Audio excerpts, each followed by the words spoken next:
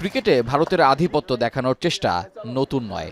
ভারত পাকিস্তান মাঠের ক্রিকেটে স্নায়ুযুদ্ধ চলছে যুগেরও বেশি সময় ধরে।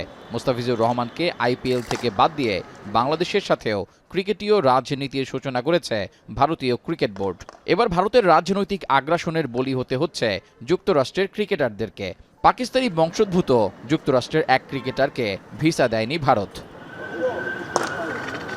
এবারে টি-20 বিশ্বকাপে যুক্তরাষ্ট্রের মূল দলে রয়েছেন পাকিস্তানি বংশোদ্ভূত ক্রিকেটার আলী খান। ইনস্টাগ্রাম পোস্টে ৩৫ বছর বয়সী এই পেসার নিশ্চিত করেছেন ভারতে বিশ্বকাপ খেলতে আসার জন্য তার ভিসার আবেদন বাতিল করা হয়েছে। শুধু তাই না, শোনা যাচ্ছে স্কোয়াডে থাকা বাকি পাকিস্তানি বংশোদ্ভূত যুক্তরাষ্ট্রের ক্রিকেটারদেরকে ভিসাও দেবে না ভারত।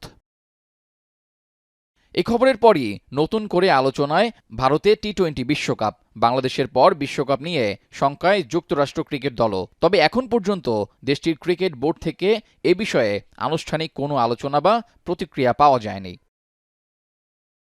এর আগে ২০২৪ সালের জানুয়ারিতে পাকিস্তানি বংশোদ্ভূত ইংলিশ ক্রিকেটার শোয়েব বশিরকে ভিসা দেয়নি ভারত, জানিয়ে ক্রিকেট পাড়ায় হয়েছিল তুমুল আলোচনা। ইংলিশ ক্রিকেটার বেন স্টোকস এই বিষয়টি নিয়ে ভারতকে সাফ জানিয়েছিলেন বশিরকে ভিসা না দেওয়া হলে ইংল্যান্ড দল ভারত সফর করবে না। এ বিষয়ে ভারতের কঠোর সমালোচনা করেছিল যুক্তরাজ্য সরকারও। যুক্তরাষ্ট্র তাদের ভিসা জটিলতা নিয়ে আইসিসি বা ভারতকে কিছু না বললেও মুস্তাফিজ ইস্যুতে নড়ে চড়ে বসেছে বাংলাদেশ। আইসিসিকে ক্রিকেট বোর্ড সাফ জানিয়ে দিয়েছে টি-20 বিশ্বকাপ খেলতে ভারতে যাবে না বাংলাদেশ ক্রিকেট দল। এ নিয়ে মঙ্গলবার আইসিসির সাথে মিটিংয়ে বসে বাংলাদেশ ক্রিকেট বোর্ডের বেশ কিছু কর্মকর্তা। আলোচনায় বোর্ড কর্তারা আইসিসিকে ভারতে বিশ্বকাপ খেলতে না যাওয়ার বিষয়টি চূড়ান্তভাবে জানায়।